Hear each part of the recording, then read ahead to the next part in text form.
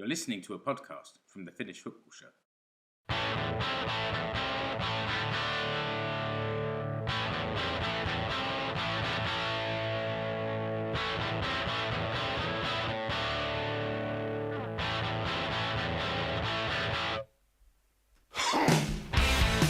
Yep.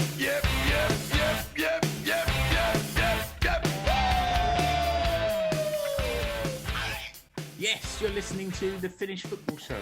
I'm Mark Wiltshire, and today I'm joined by Keke Mulleri. Hi, Keke. Moi. And by Rich Nelson. Hi, Rich. Hey. And in this episode, after a dark, very cold, in Finland, break over winter, the Finnish football scene has kind of burst back onto life this past week, and we saw competitive action in the Liigacup. So we will discuss that, some of the first round results, as well as the draw for the revamped, reinvigorated Suomen Cup, and also the imminent release of the Veikkausliiga Fixtures. We'll also reflect on the closed season transfers and look back at the Futsal Euros in Amsterdam, which are drawing to a close at the moment. And I think that should keep us busy for a while. So I think the referee is just ready to blow his whistle. And let's crack on with the first subject. And I thought that maybe we should start with the competitive action that we've had recently with the Liigacup games. Rich, what have you seen so far in the Liigacup? Well, the Liigacup's back. It's the first time since 2016 after the changing of the Suomen Cup, and we're back with three groups of four. I keep changing that. But yes, we had opening fixtures last weekend. Cups beat VPS 2-1. Asiko drew 2-2 with AC Oulu, and our friends at Helsingin IFK, got it right, won away at Inter, which was a good win for them. We've talked a lot about what they'll be looking like in the coming season after all the changes they've gone at boardroom level, dugout level, player level. But yeah, to go away to Inter, albeit again Liigacup pre-season, get a 1-0 win was good. I'm imagining that you saw the Asiko game.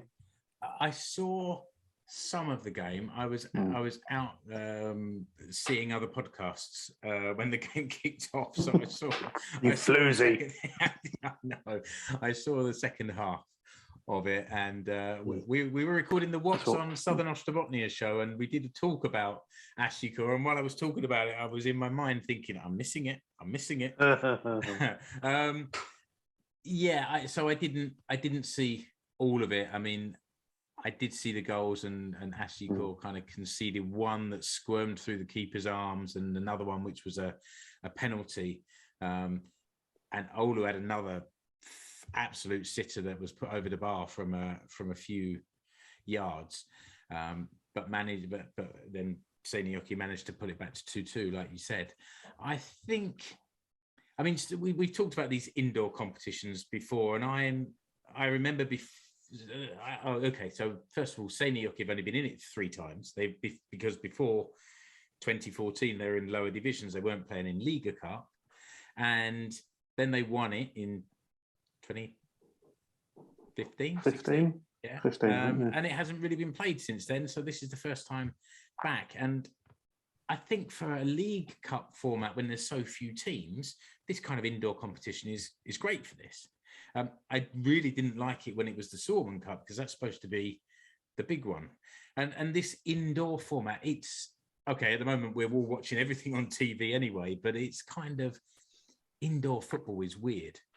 And when it was the Suomen Cup, it felt really undervalued. But as a League Cup competition, I think it has some. It's kind of fun. I was trying to explain to somebody the other day that here in the Wallsport Arena, at one end, you've got this mezzanine floor where you're overlooking the end of the pitch, but you're viewing the game through a mesh, like a net, or you go and stand on the touchline like on a Sunday morning in the park, and you're watching these players that you're cheering on, but you're cheering them on from a couple of feet away rather than up in the stands. It's fun. So I'm looking forward to seeing where things go next couple of games. I think next Wednesday for Seinäjoki is away to Cups, so we'll have some fun in WhatsApp over that one, Rich. Unless Seinäjoki lose, in which case I'm going silent. Yes, probably safest. But yeah, no, it's fun. I think it's kind of, this is its natural place. I mean, everyone knows it's a pre-season tournament. It's not, there's no European place for it. And I think that was, like you say, that was kind of where the grey area became with the Suomen Cup. And essentially it's an indoor tournament that ends up in Europe. And that was kind of weird. And we'll talk about the Suomen Cup in a minute. But the Liigacup, it is what it is. And I think a lot of people accept that and enjoy that. There's no delusions of grandeur. It is a pre-season friendly tournament, but there's a competitive element to it. You get situations where the teams are allowed to use trial players, which is always fun because you get to see some random, wonderful, and in some cases quite well-known names rock up. And it's good fun. And, you know, Cups, when they beat VPS last weekend, one of their goals from the Lithuanian fella, it was scored from sort of deep in his own half. It was the third in a 3-1 win. You know, and it was one of those that just it got a few views on social media because it just left the keeper in this heap inside his own goal. It's nice, and the fact that it was indoors as well just gives it a nice bit of, I won't say only in Finland, but gives it a nice swarm flavour. That's always good to see the goalie in a heap in his own net. The group games are being played up until sort of quite late in February, and then there's some knockout games after. When does the competition finish itself? I think the final is, I think it's the 19th of March, which is 2 weeks before the start of the season, because then there's an international break.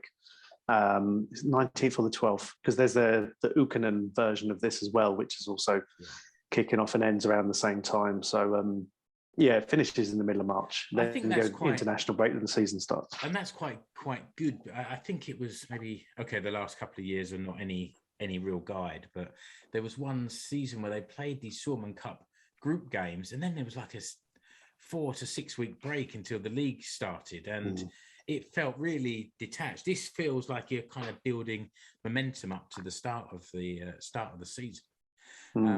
And so as we're making momentum, building momentum to the start of the season, let's crack on by talking about those Veikkausliiga fixtures.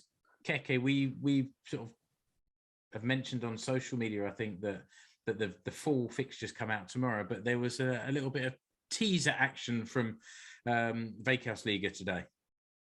Yeah, there was something to whet the appetite before tomorrow's full list comes out, and it's what we've christened the Joaquim Gomez derby.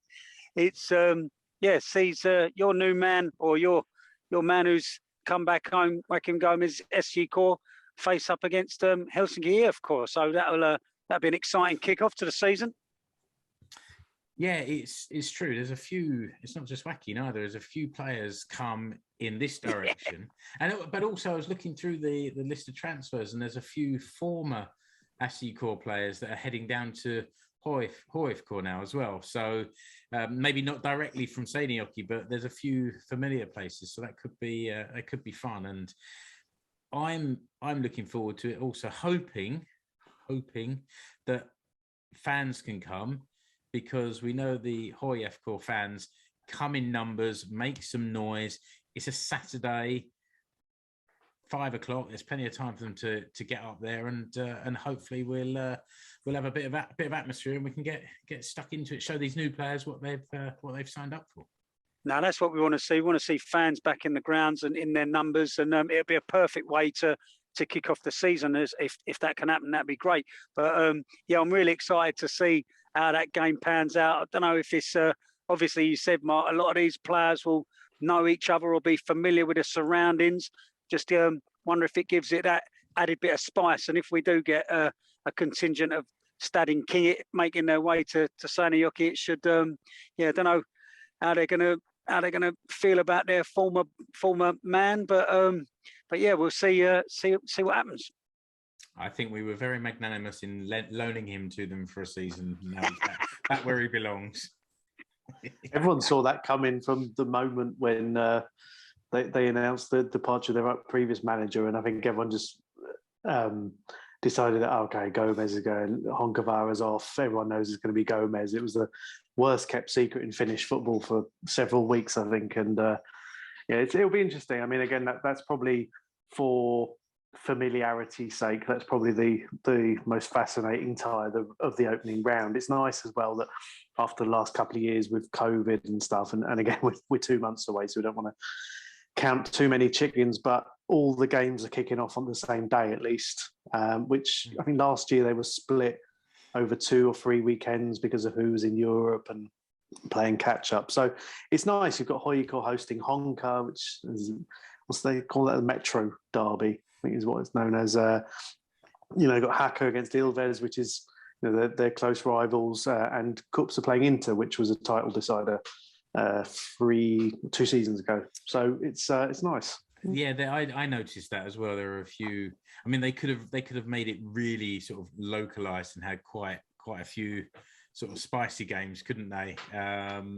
Maybe not the Stadin Derby on the 2 Helsinki clubs on the first game. That would never be on a weekend.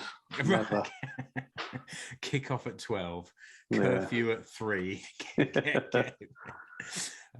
But yeah, it's exciting. It feels real. And over here, things have been a little bit COVID restricted lately. I mean, even up where we are, which has been relatively unscathed over the last couple of years, relatively. It's been quite sort of tight again. It seems now that maybe by the middle of Feb, things are going to start opening up again, hopefully just in time for the season to start.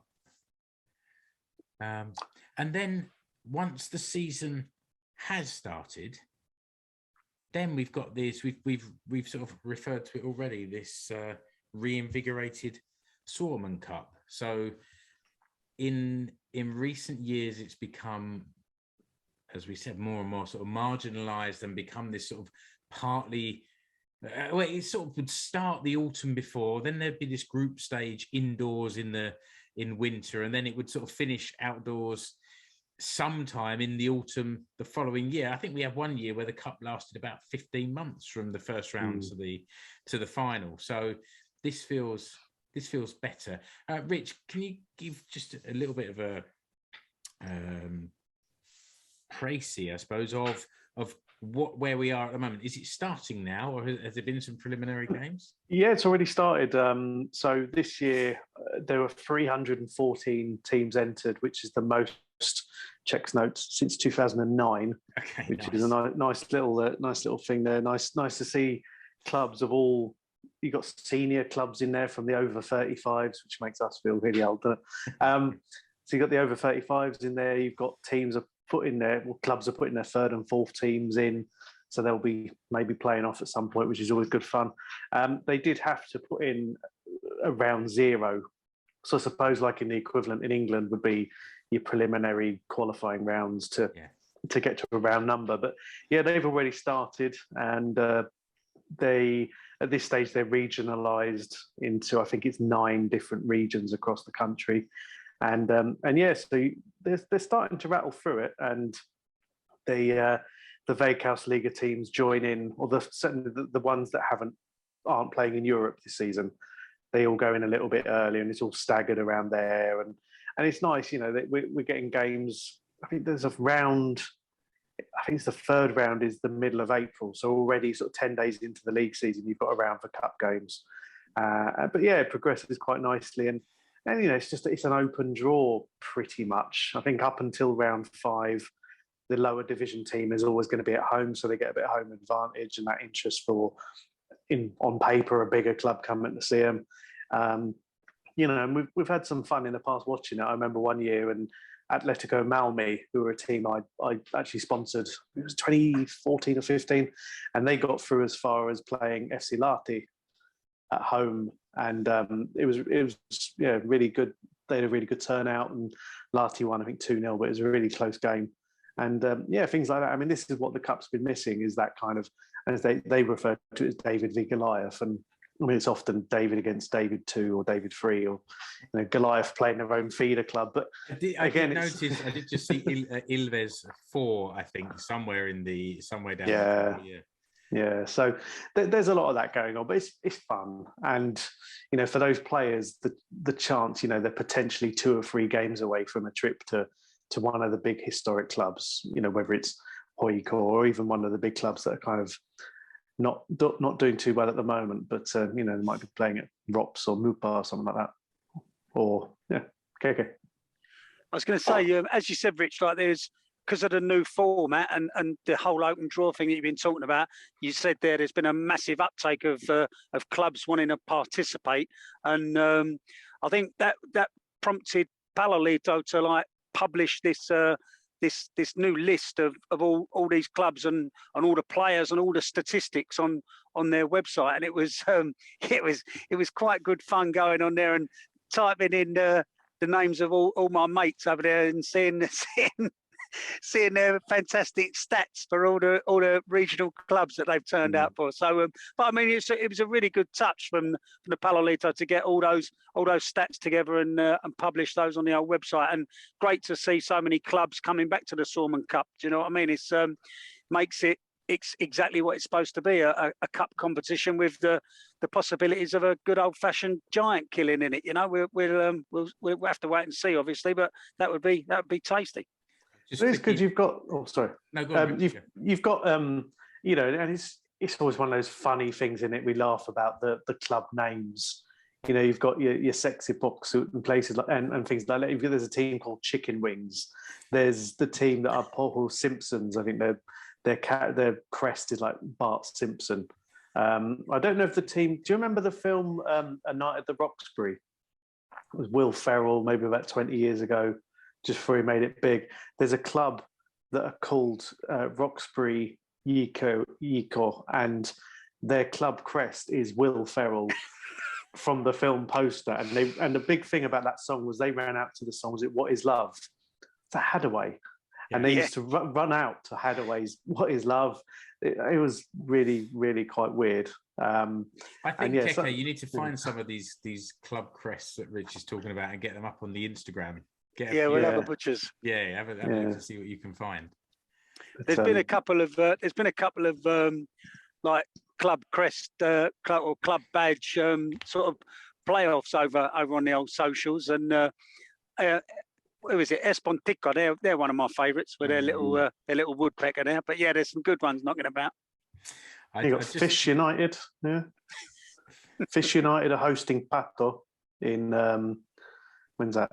Next weekend. Yeah, you got some really big teams there.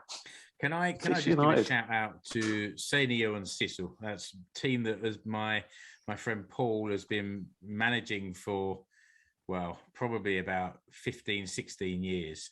And I just they're in the fifth division, and they've got a cup game against RBSR, who are in the 4th. Now, at first, I thought they were playing against the local petrol station, but it seems that this is Akademisk Ball Club from Vasa. So there's a big Seinäjoki Vasa thing going on there. So Tommy Fairchild, number 14. I got my fingers crossed for you, Tom. Give it a good luck in the Suomen Cup.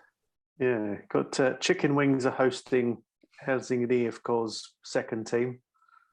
FC Tarzan are playing PK37. It just gets better. You got the Popo hosting Nula. I mean, Finn Kurd, who are a team made up, I think were founded by Kurdistani immigrants. They're playing FC Kontu, I think, in one of the third or fourth divisions. Yeah, I mean, some of the club names here are fantastic, and the crests, and a lot of them have got quite a storied history. So, well worth digging out if you ever have time. FC Melody. I wonder if Nokia are playing. Did they used to run out to Nokia tune? That would be very irritating for everyone. I've got a link to these results and the blog post today. There's going to be lots of links because we've done talking around things. I don't think I necessarily need to drop too many pictures in, but the link to the Suomen Cup draw is well worth checking out. I'll put that in the blog post as well. I think that it might be about time for the referee to blow his whistle and for us to do a little bit of self promotion, I guess.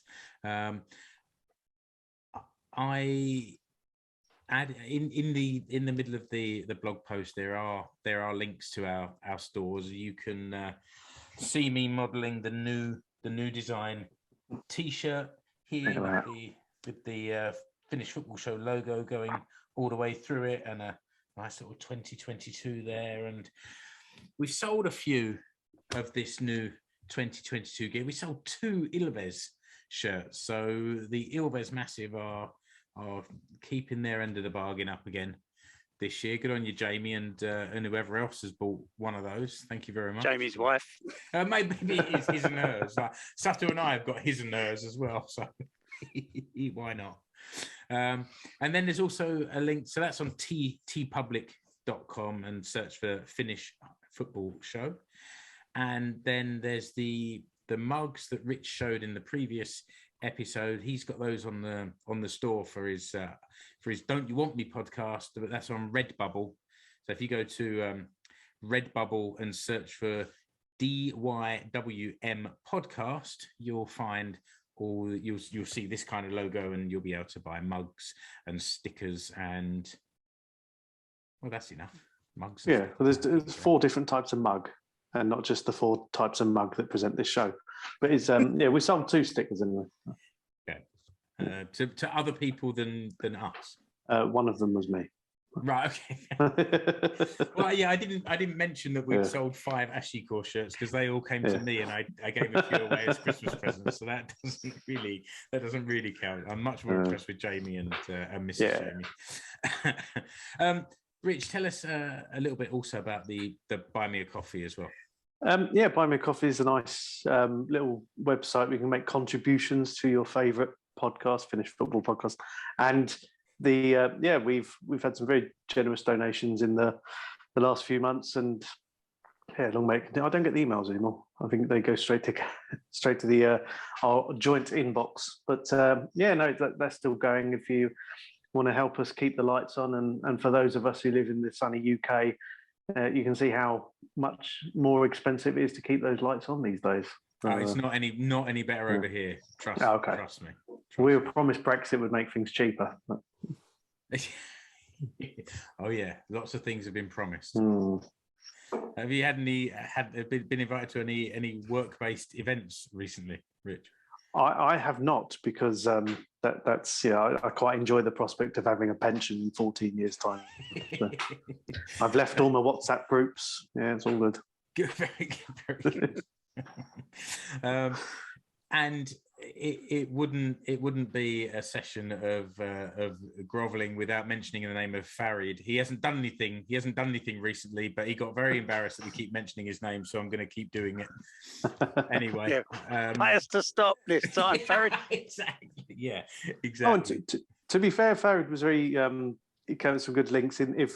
I think this is a nice little plug for our Finnish Football Show Facebook group, where there's some discussion, mostly around the fixtures for upcoming year. But there was a question about how to watch Kakkonen matches and the lower division games. And Farid very usefully shared a link, which a lot of the lower division clubs use to broadcast. So they get some revenue. It's all shown in varying quality. But if anyone, well, maybe I'll dig the link out for that as well. Yeah, well, I'll put it here in the blog post as well. That seems like a good idea, and maybe it's worth pinning a post to the top of the group with where people can watch certain leagues or teams or whatever. Year. I think that's the thing. Like in Finland, it's hard to explain because the Veikkausliiga and Ykkönen and the cups are all usually shown on Ruutu, which is easy to have, and we use it for the kids and stuff, but. Below that division, really the clubs, it's kind of left to them to organise. A lot of them, they're shown on local news websites, the link that Farid suggested. Some, I mean, I don't know if they still do, but when I first started doing Finnish football stuff, and most of the games, even, I think there were some Veikkausliiga games that were being streamed live on YouTube. Right. Okay. For free. So it's great. But things have changed slightly, but it's funny that before the Liigacup game started, Ashiko had a couple of like training matches, and they live streamed those. And I imagine there was Larry perhaps standing on a box with a video camera and just turning it. And then when the Liga Cup game started, it was essentially the same setup. There was one camera, probably just a better quality camera, but it was much the same setup. And when you look in these, like you said earlier, there's not that much room in there. There's no multi-camera positions, but they did have a professional commentator talking through the game. Yeah. Bear in mind, I'm supposed to be getting VAR in Finland this year. Oh, give me strength. So, it's just what we need. Yes. As long as it's not Neverleinen or Hammerleinen operating the VAR, they can be on the pitch getting all the help that they desperately need. Anyway, that's just my. It was no good saying who's the bastard in the black because two of us are wearing black. So yeah, that's true, and they don't often wear black on the pitch. So that's true. Yeah, I won't sing the songs that we tend to. Well, no, one of them's okay. Dear miss us an autos on. That's always a good little threat. We know where your car is. All right. No, the referee after me, but not only is he going to blow his whistle, he's probably going to show me a yellow card as well. But let's crack on. Let's crack on with the next topic, which is transfers. I thought we'd talk through some of the Veikkausliiga transfers. Well, I mean, any transfers, because there's been some noticeable players moving within Veikkausliiga, out of Veikkausliiga into it as well from overseas, and sort of whether they're Finns moving around or foreigners or whatever. So let's just talk through some of the more noticeable ones. And this is a really good link that Rich shares every year, and he shared it with us this year and taught us how to do a starred message in WhatsApp, and I found it instantly today. So you did well there, Rich. Yeah, I couldn't. I had to dig it out myself. Yeah, I've never been able to find it when I'm searching myself, but it's the Veikkausliigan Pelaaja Siirrot 2021-22. It's the name of the article, but as I say, the link is in there. I've got a feeling that a year ago, me and you, Keke, just sat here and talked through the transfers. Yeah. Good Lord, that was a show. That was one for the archive. Yeah, I mean, there's this year there's a few more standout sort of names. I mean, when you're talking about, I mean, there's been Finns moving about all over the place, in and out of Sweden. You know, there's a couple who've made it over here to the UK. They've been moving all over the place. But when you're talking about Veikkausliiga, I think the biggest name to mention is Urho Nissilä, who's left Cups, and he's made his way, as was speculated, and we spoke about around before Christmas or around Christmas. He's made his way over to the K League in sunny Korea. So yeah, he's joined Suwon FC. We stuck a photo up on the Instagram of Urho's unveiling over there in Korea. He looked delighted, didn't he?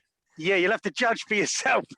You have to judge for yourself how he felt about it, judging by the look on his face. But yeah, you know, we spoke about it before. It's should be a step up in quality for him. So we just hope he continues to manage to be selected for the national team. But yeah, that's, for me, that's obviously the standout.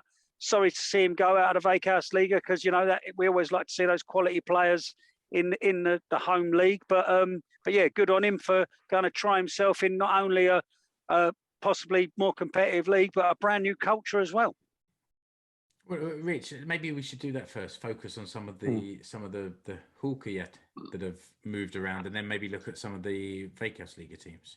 Yeah, so I mean, I could kill two birds with one stone with Hoiko. Joona Toivio's come back to Hoiko. Jukka Raitala signed for Hoiko over the winter as well, replacing Daniel O'Shaughnessy. He's gone to Germany. He's in the Zwei Bundesliga.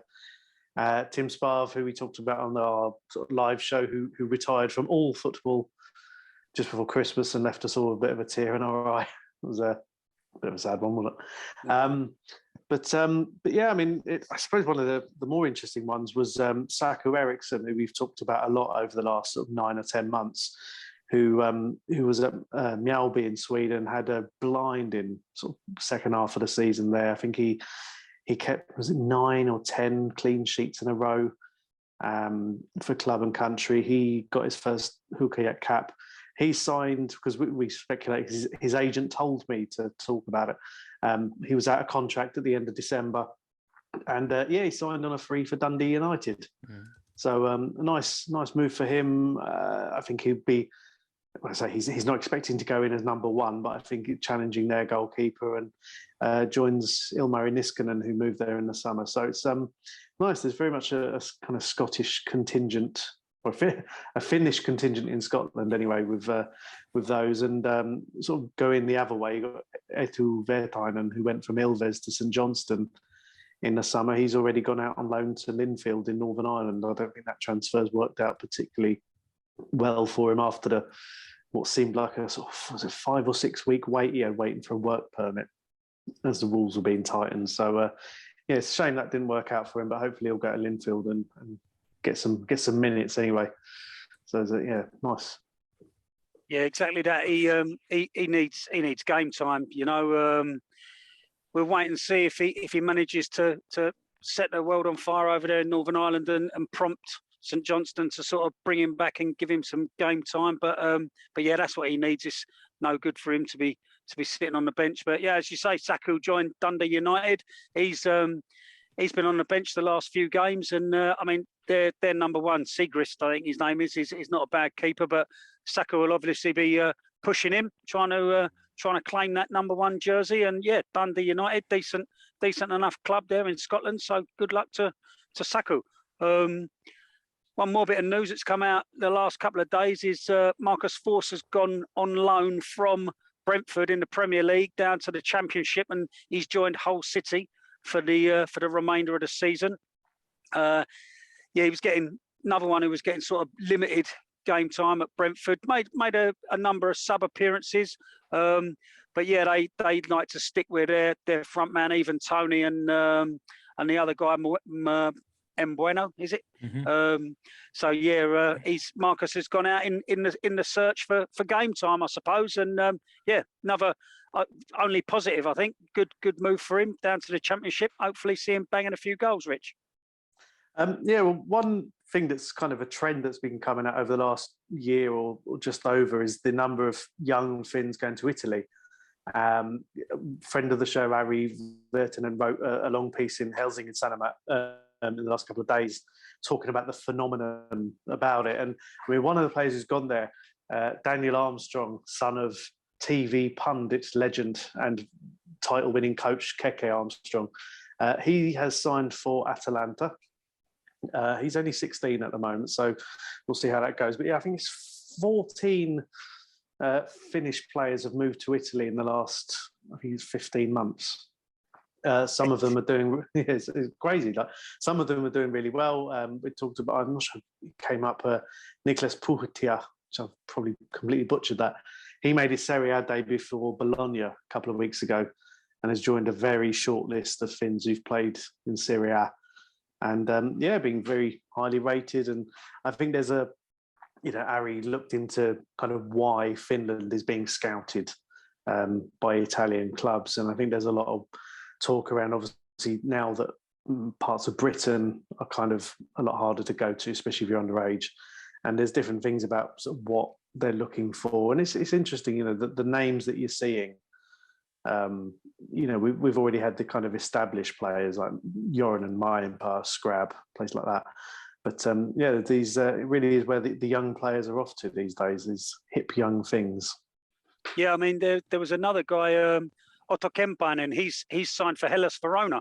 So, there's another name to add to the list who's going to try and make his way in Italy there. And, good luck to the lot of them. You know what I mean? It's they're not bad clubs. It's not a bad league to sort of try and learn your trade, is it? Another trend from recent years is young Huuhkajat going on trial on loan to AFC Wimbledon. So here, I'm crossing my streams again now, because I think this is like the third season out of 4, maybe, or the third consecutive season where a young Finnish player has gone to Wimbledon, and this is Terry. It's either Terry Ablade or Terry Ablade. I've heard it's pronounced both ways. It's not a Finnish name, so Finnish pronunciation really doesn't help here. And he's got a very short Wikipedia page, but as I understand it, his dad is from Ghana. His dad played in the Veikkausliiga back in the day, and Terry is now representing Finland, assuming he's born here. Very little information about him online, and is a Fulham player, but is on loan to Wimbledon for half a season and has started the last couple of games. Not really getting the service, to be honest. It's been the problem all for several months. Whoever's playing up front doesn't really get much of the ball, so I can't make any judgment. But I am coming over to the UK in 5 weeks' time or 4 weeks' time. I'm very excited, and I'm hoping to see him in the flesh. So. Well, we talked about him. I mentioned him, I think, 3 or 4 months ago. He was banging them in for Fulham in the under-23 Premier League 2, or whichever division it was. Yeah, he came over to Fulham a couple of years ago. He came through the ranks at FC Jazz in Pori. I mean, that was where his dad finished his career, because his dad had played for Cups at some point as well. I think he played in he played for Ghana as like one of the age group teams in some international tournaments. But yeah, Terry's really highly rated. When he came over a couple of years ago, it was really a big move. And yeah, again, this is what we've seen with a lot of the Finnish players. You know, I mean, we saw when, say, Glenn Kamara was first at Arsenal. You know, you need game time against men. You know, it's all well and good playing junior football, but sometimes it's the making of you. And I think Force did, he did really well at Wimbledon, didn't he, until he got injured. And yeah, hopefully Terry will get a run of games and that. But he did say, I think there was an interview of him when he moved to Wimbledon, that Ghana had been asking around his availability. He's been playing up front for Finland under 21s, although he got sent off in his last game. But I think for now, he said he wants to continue for Finland, but Ghana have been making inquiries, I think is a polite way. Mm-hmm. Okay, good. And after the way they crashed and burned out of the AFCON, I'd say that Terry should stick with the Hukajat. And if ever there was a time to try and play for Finland, it's surely now. Yeah. Well, I say it's a thing of that's the way the world has changed. Malik Fior, however you say his name, who's at Schalke, he's got a Finnish mother. He went, I think, when he was at Schalke last year, he was linked with Liverpool.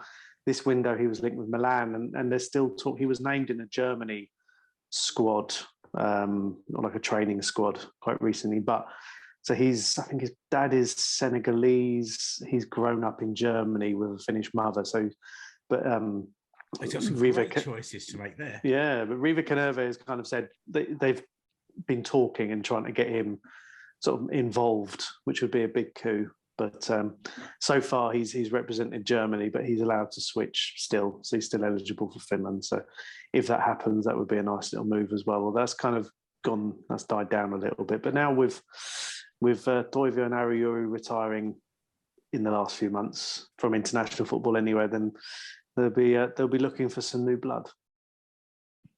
What about some of the Veikkausliiga teams? Some of the if we look through the list there and just maybe go through each team and pick out a couple of players that we are sort of noticeable having joined them. I've got it open in front of me, so I could start with Oulu, who had a bit of a spend up in the middle of last season and managed to keep themselves up and actually look decent by the end of the year. And Callum Ward has moved there from HJK, and so has Mossa. So I think okay, whatever. The man could literally start a fight in an empty room. But yeah. On his day, talent-wise, he could be one of the best players in the league. on his day. You can imagine him doing the taxi driver thing of, looking in the mirror and you're talking to me, and then actually kicking off with himself. Yeah. That's true. And Callum, obviously, I think his dad was on the Facebook group when he first moved over to HoYFK a year ago, and now he's moved up to Oulu. That's interesting move. They are sort of signings that suggest either people wanted a break from HoYFK or that they think Oulu is sort of going to take a step forward this year. Well, maybe it's that Oulu hosts the World Air Guitar Championships every year, so that's the sort of place they're looking at tourism wise. What about FC Haka? Anything standing out from the players that joined them? Well, they've been quite busy, haven't they? They're sort of again from a wide mix. They signed Logan Rogerson from Hoiko. He's Australian with the most Australian name I think I've ever seen. They've been signing sort of a lot of players from around sort of the English-speaking world, anyway, the USA, New Zealand, Australia. And that seems to be a wide range. I think they're quite, as one of them said, I can't remember which one of their signings it was, kind of said, my agent. And I think there's a lot of work there going on. I mean, it's the same with most clubs, to be fair, but they're more open about my agent knew about FC Haka. So obviously that's how their scouting works, is they're just getting the agents on board. What about Honka? Demba Savage, legend of Honka and Hoiko, has left. Darren Smith, who was their top scorer by virtue of scoring, I think, was it 4 goals in one game towards the end of the season, and almost doubled his tally. He's moved to a Moroccan club. Yeah, some of the signs I'm not massively familiar with. They did sign a player who was the Borussia Dortmund second team, which automatically makes him of the highest quality. Florian Krebs. He's I think they played in the 3rd or 4th tier of German football, but they made a bit of noise when they signed him. But hopefully they'll have a few more fans than they did at the end of last season to welcome these new players. 237 at the last home game. Looking at FC Inter, there's been quite a lot of players heading down south from Asiko. Walter Viitala, goalkeeper, has gone down there. The young striker Jonas Lepisto has gone, and also Rodrigo Arciero. That was interesting. I was disappointed that he left last year. He's a kind of dynamic right back, wing back. I think he was a little bit overshadowed last year by the fact that down the left for Asiko was Murillo and Dennis Olinik and Puru Hannola playing some really lovely attacking football. And I think Arciero got a little bit overlooked. So I was sad to see him go, and nice that he came back and went to FC Inter. So good luck to him down there. It's not so much a rebuild for Inter, but they obviously lost two legends who called it a day at the end of last season. So they obviously needed to do a little bit of business, and Vitalo's definitely a decent enough signing. So see how they get on. FC Lahti. Well, Lahti left Lahti and went to Timi Lahti left and went to Mariehamn. You've got to change his name now. Yes. Timi Mariehamn. Yeah, true.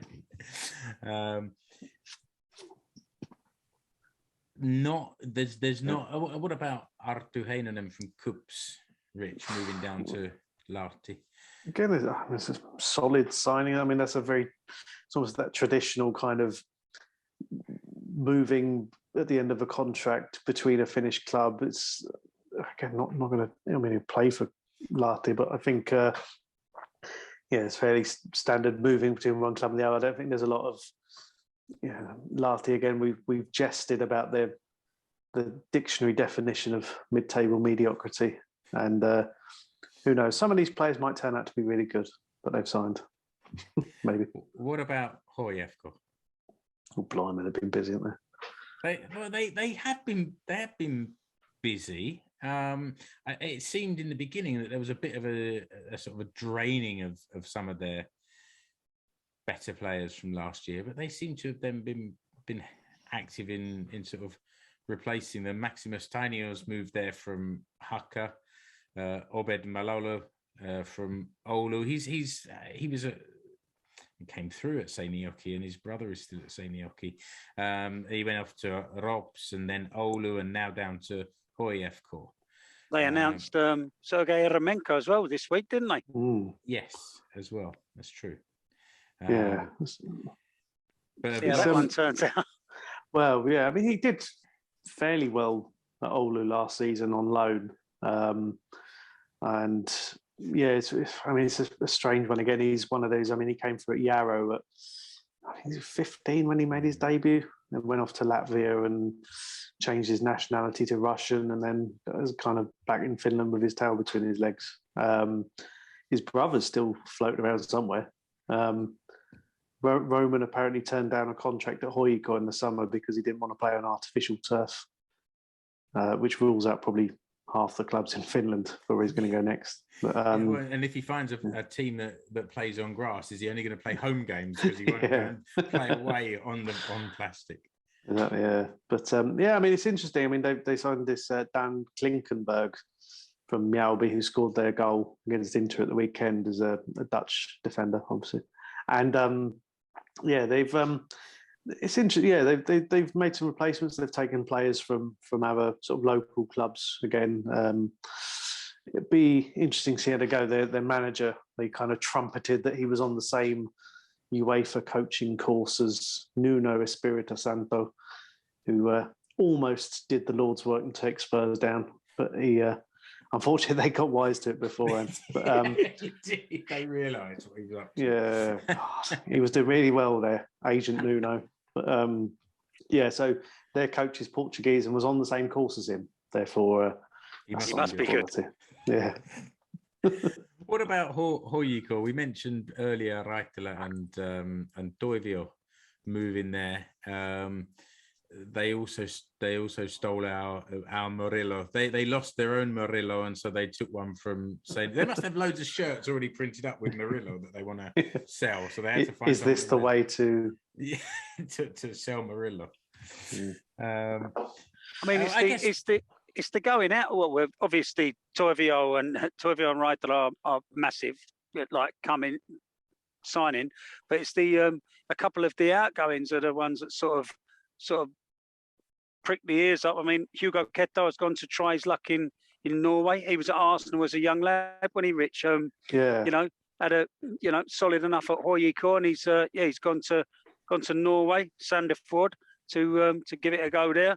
Obviously, we mentioned Tim Sparves knocked it on the head, and and Daniel O'Shaughnessy has gone to Germany. So they obviously miles out in front, HJK, but they needed to strengthen after losing those three. Yeah, they've signed Celtic goalkeeper on loan, Connor Hazard. I think he was their second or third choice keeper. He played he's had a handful of games for Celtic. Anyway, Northern Ireland international. Yeah, he's got a couple of caps. So it's a good signing. I think him and Tanander, the other goalkeeper, signed a new contract. Yep. Him and last season, Tanander and Keto were not quite rotating, maybe isn't the right word, but they both played a healthy amount of games. And I'm sure Celtic wouldn't send over a prospect such as Hazard if he wasn't going to be guaranteed a decent amount of game time. Moving on to Mariehamn, who have been very busy. There's been some turnover there. Or been busy, then these guys have been almost non-stop. I mean, there seems to be more gone out than have come in, and but only just. Keke, anyone particularly there that caught your eye? Well, sorry for this again, but it's someone who's leaving who's caught my eye. It's Nilo Maenpää, who's joined up with Robert Ivanov at Warta Poznan in Poland. He's signed for the Greens in Poland, and I'm just really interested to see how he gets on over there. But as far as people coming in, Tim Lutty, we've mentioned him already. But as far as people coming in, I don't know. It's about Mariam's turn to have a decent season again, is it? I don't want to say it because I jinxed them last year. I think, Yeah. much to Johan's disappointment. But yeah, and they've got a joint coaching, which always works throughout history. Yeah, so we see how that goes. I mean, their season went horribly wrong, and they sacked the former manager, sort of almost left it quite late, but they got rid of him in time, and kind of got a bit of form together enough to make some room at the end of the season. But yeah, it's just weird. Like, again, you could almost feel I think you could feel the team of the players who've left and those who've come in. So I guess the job there is keeping them knitted and getting them together, really. And like last season, get some points on the board early and see how they get on. Last year, didn't Ilves lose quite a few players during the season? Yes. Yeah, there was a big turnover. Yeah, because it looks like they've lost a lot more now than they brought in. Are they going to have enough players to field a side? There's only 3 players come in and about 10 gone out.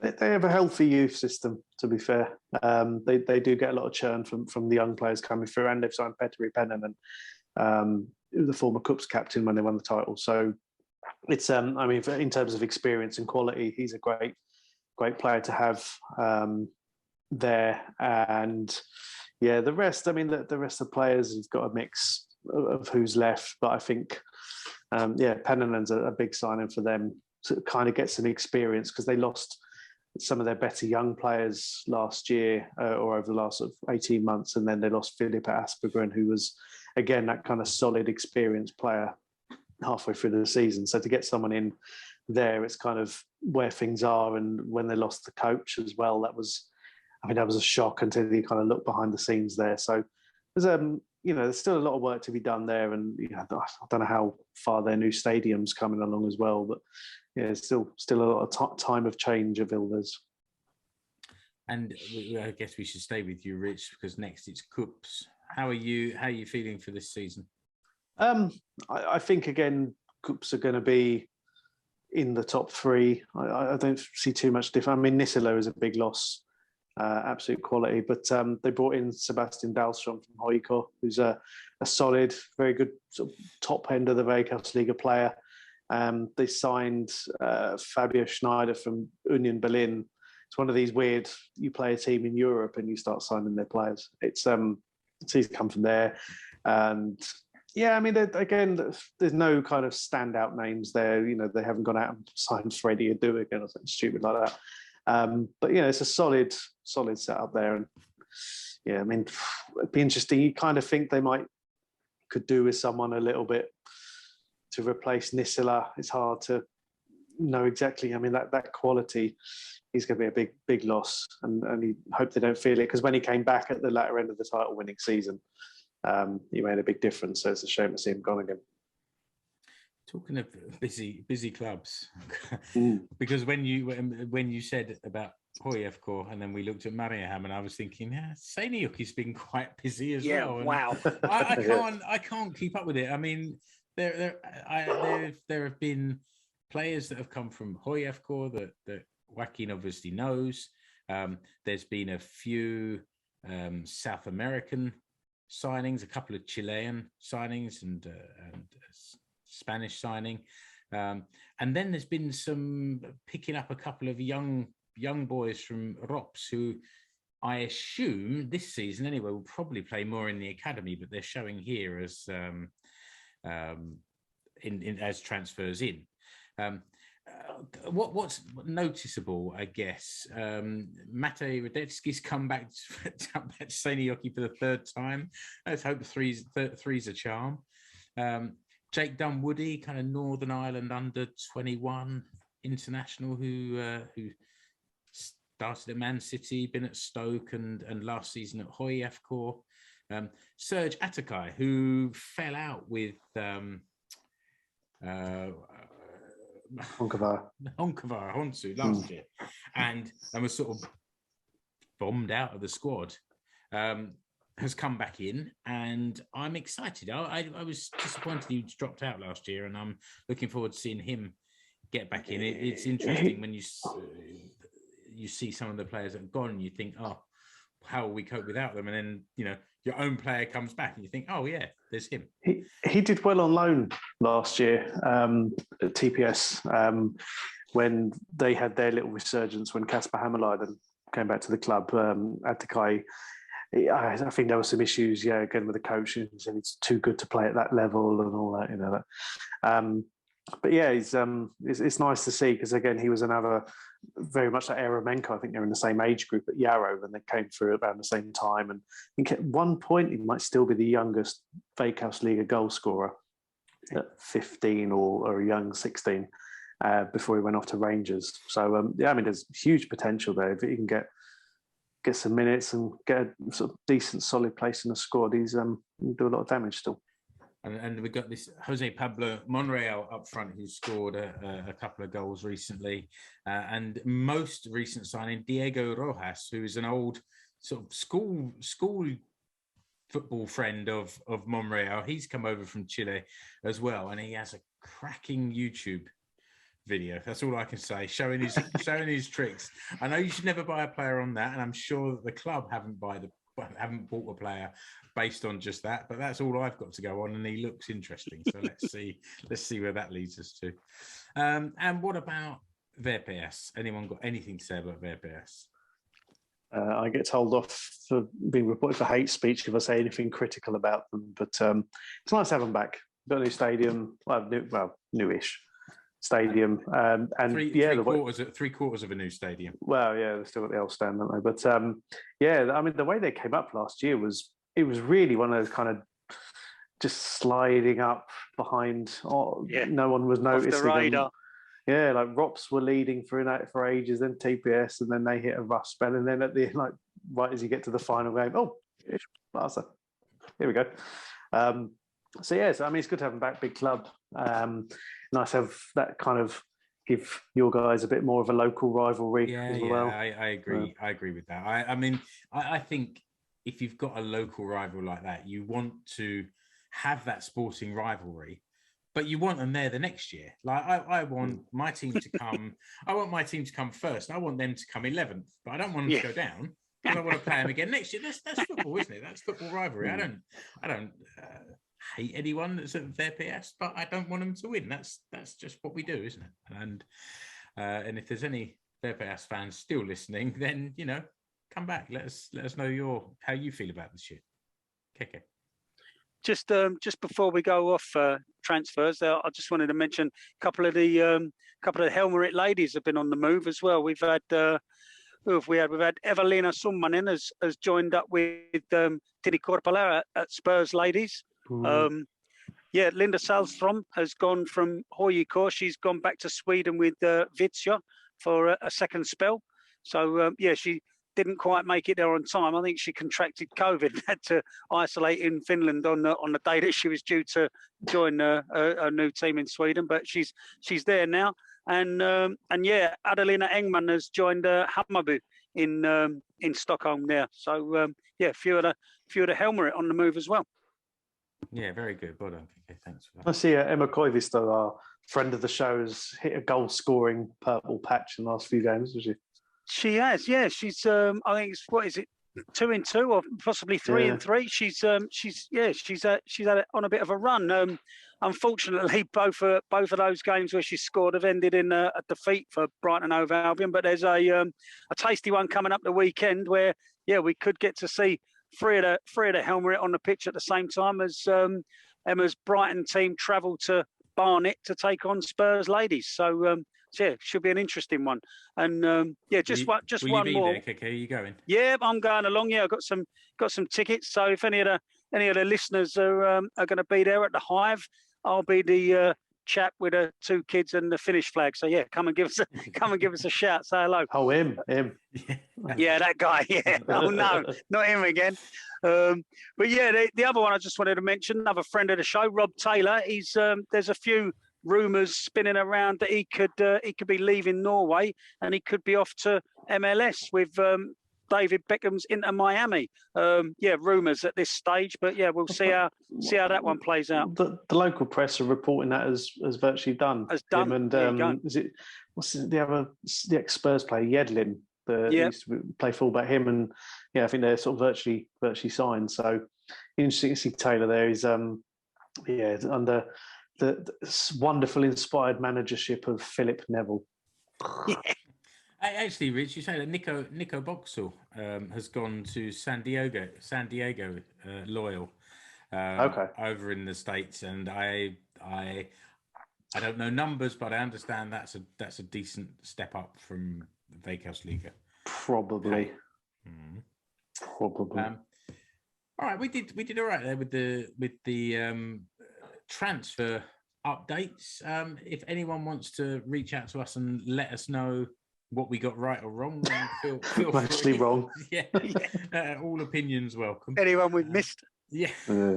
But maybe the last thing we should do is just to talk a little bit about the futsal team, the men's futsal team.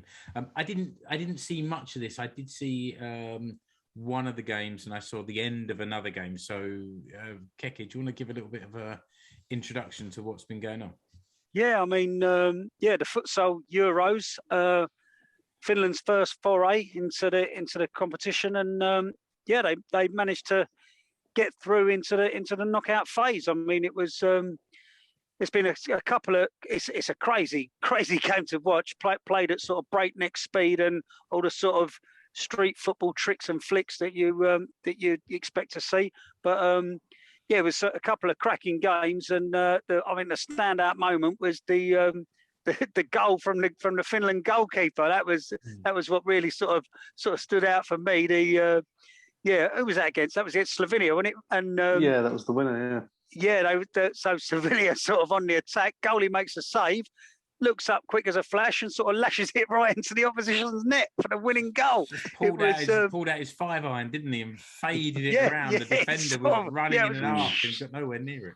But brilliant. It's been great to watch. I mean, the Finland captain, he's sort of been around the futsal team for donkey's years and managed to sort of finally get there and make the knockout stage. And it's just been really, really good to watch, and keeps the sort of feel good factor from Palolito and Finnish football, keeps it going along.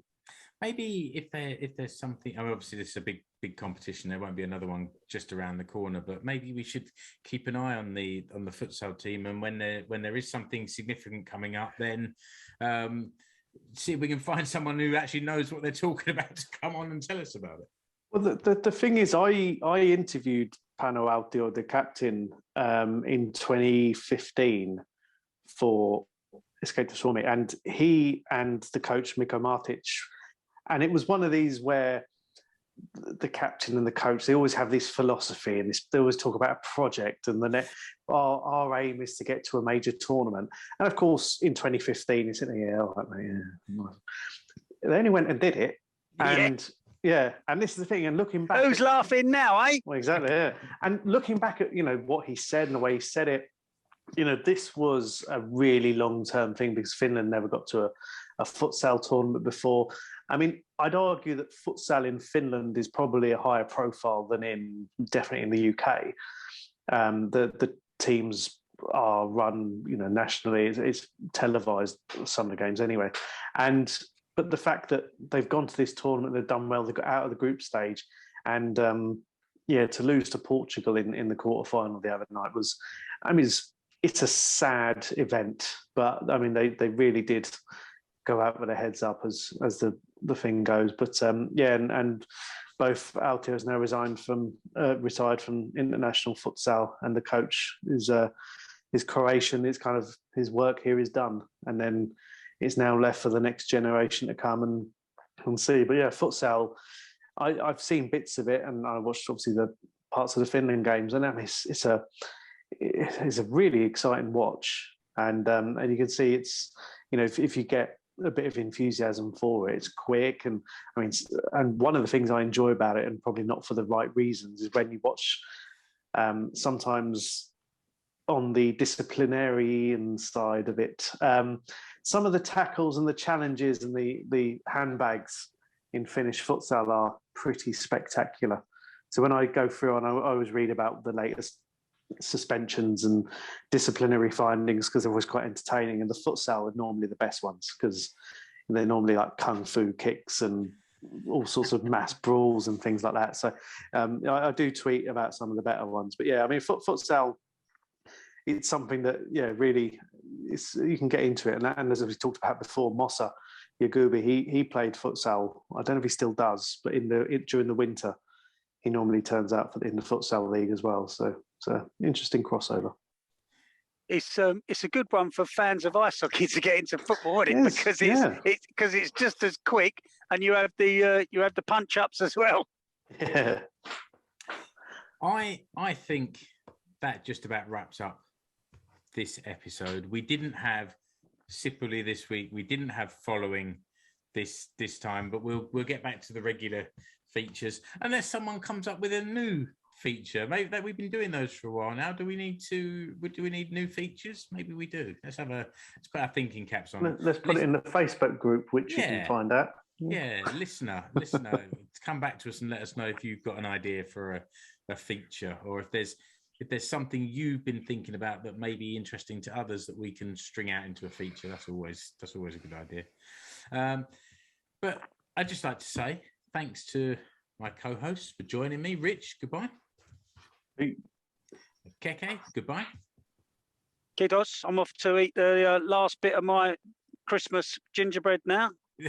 Finnish football show gingerbread, very good. Listener, thank you for listening or watching, and until the next episode of the Finnish Football Show, goodbye. You have been listening to the Finnish Football Show. You can find us online at finishfootballshow.com. Remember to subscribe to the show wherever you're listening or watching. You can follow the Finnish Football Show page and group on Facebook and on Instagram. See the links in the episode description below. You can also connect with the 4 hosts on Twitter, at Explore Finland, at FC Suomi, at Escape to Suomi, at Keke. Links to the Finnish Football Show merch stores are also in the episode description.